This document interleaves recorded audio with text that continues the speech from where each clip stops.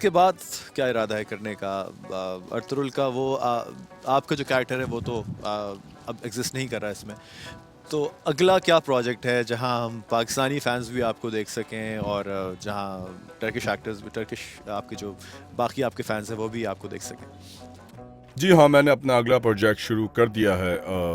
इसके अलावा Turks are coming के नाम से एक मूवी रिलीज हुई थी जिसमें मेरा एक बहुत ही अच्छा रोल था। उसके अलावा उज़्बेकिस्तान की हुकूमत के लिए एक सीज़न बना रहे हैं जिसका पहला सीज़न कंप्लीट हो चुका है और उसकी शूटिंग यहाँ तुर्की में चल रही है, उन्हीं साइट्स पर जहाँ अर्तुरुल गाजी की शूटिंग हुई थी।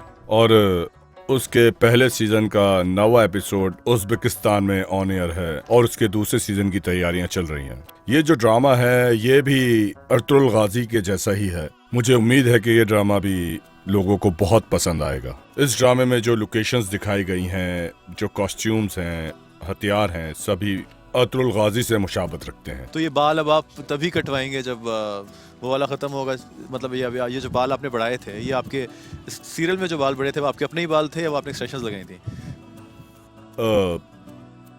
जी बिल्कुल, जब मैंने ये शूट शुरू की थी तब मेरे बाल लंबे ही थे, तो मैंने इसी गेटअप में अपनी शूट को पूरा किया। उसके बाद दरमियान में मैंने बाल कटवा दिए थे, लेकिन जब शूट दोबारा से शुरू हुई तो मैंने दोबारा से बाल बढ़ाए और अपनी शूट को कंप्लीट किया।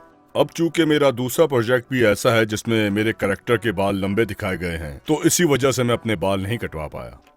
सच कहूँ तो मैं वाकई अपने इन लंबे बालों से थक चुका हूँ और क्योंकि लंबे बालों की जो केयर है नहीं, वो ये बहुत ज़्यादा ज्यादा आपको है। सूट करते जी हैं। डेफिनेटली हमने अपने बगैर बालों को नहीं देखा हमने, लेकिन आपको कि क्या आप कम बालों के साथ कैसे लगते हैं या बगैर बालों के कैसे लगते हैं, but this hair cut definitely suits you a lot. बहुत शुक्रिया। अच्छा, अब अर्तुरुल से हटके कुछ बात करते हैं क्योंकि इतनी सारी बातें हैं आपसे करने के लिए regarding this serial, but let's talk about your personal life. Music से आपको बहुत दिलचस्पी है, मुझे पता चला। मैंने जब आपसे पहले भी मिला था तो बात हुई थी, तो आपने कहा कि you are into rock music and you are into even classical music but you prefer rock. Music किस हद तक ज़िंदगी में आपकी पार्ट प्ले करता है? एज एन एक्टर और एज एन आर्टिस्ट, हम लोग जो आर्ट की और सनत की बाकी फील्ड्स हैं उनसे भी आपके अंदर एक इंटरेस्ट डेवलप हो जाता है।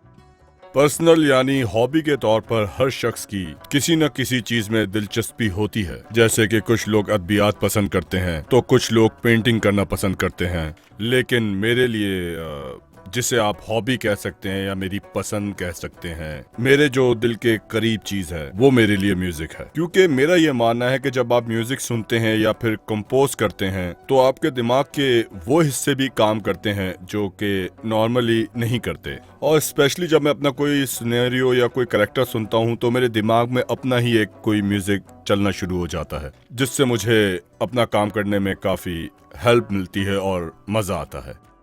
मतलब आप ये कह सकते हैं कि music one of my favourite thing to do. मुझे वाकई में म्यूजिक से बहुत ज्यादा लगाव है। कोई इंस्ट्रूमेंट प्ले करते हैं आप? जी हाँ, मुझे गिटार प्ले करने का काफी शौक है और मैंने एक अरसे तक इसे प्ले भी किया है, लेकिन आजकल मुझे गिटार प्ले करने का बिल्कुल भी टाइम नहीं मिलता। तुर्की के कुछ ख़ास इंस्ट्रूमेंट्स हैं जो कि टर्किश म्यूज़िक में बहुत बहुत इंपॉर्टेंट पार्ट प्ले करते हैं और जो बिल्कुल उसको डिस्टिंक्ट एक फ्लेवर भी देते हैं। वो क्या है? वो जो एक मुझे उसका नाम नहीं मालूम, लेकिन वो बड़ा खूबसूरत जिस तरह इकतारा हम तो बोलते हैं वहाँ, या रुबाब बोलते हैं, यहाँ उसको क्या बोला जाता है? वो जो एक इंस्ट्रूमेंट होता है जिसके तार होते हैं, it's kind of a guitar, but it's not a guitar, it's not a sitar, even it's not a rubab. वैसे तुर्की में तो काफी डिफरेंट इंस्ट्रूमेंट्स हैं। मेरे ख्याल से शायद आप रुबाब की बात कर रहे हैं, क्योंकि रुबाब भी काफी मशहूर इंस्ट्रूमेंट है तुर्की में।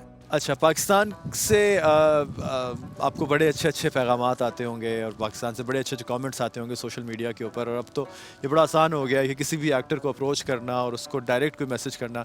एक ज़माना वो था कि समझ में नहीं आता था कि उस एक्टर तक कैसे रीच आउट किया जाए, कैसे उस तक पहुंचा जाए, but thanks to social media and thanks to Instagram and Facebook and Twitter and lots of others apps कि अब कोई भी दुनिया के किसी भी कोने में बैठा हो अपने पसंदीदा एक्टर को जो है अप्रोच कर सकता है।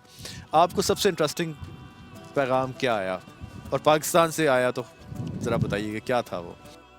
सच कहूँ तो मैं उम्मीद करता हूँ कि मैं बहुत जल्द पाकिस्तान आऊँगा और मैं आना भी चाहता हूँ और वहाँ जितने भी मेरे फैंस, जितने ही मेरे चाहने वाले हैं, उनके साथ वक्त गुजारना चाहता हूँ, उनको शुक्रिया अदा करना चाहता हूँ और साथ साथ उनसे ये भी कहना चाहूँगा कि जिस तरह से वो हमें प्यार और मोहब्बत दे रहे हैं उसके लिए उनका बहुत बहुत शुक्रिया कि उन्होंने हमें इतना प्यार दिया, हमें अपनाया।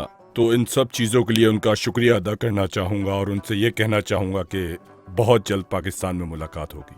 पाकिस्तान मुझे पर्सनली बहुत पसंद है, बहुत ही अच्छा मुल्क है पाकिस्तान और अब तो हमारा अच्छा दोस्त भी है और उम्मीद करता हूँ कि ये दोस्ती इसी तरह कायम रहे।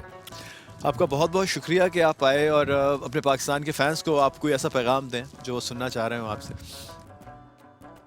मैं अपने पाकिस्तान के फैंस को बस यही कहना चाहूँगा कि आप लोगों के इतने प्यार, इतनी मोहब्बत का बेहद शुक्रिया।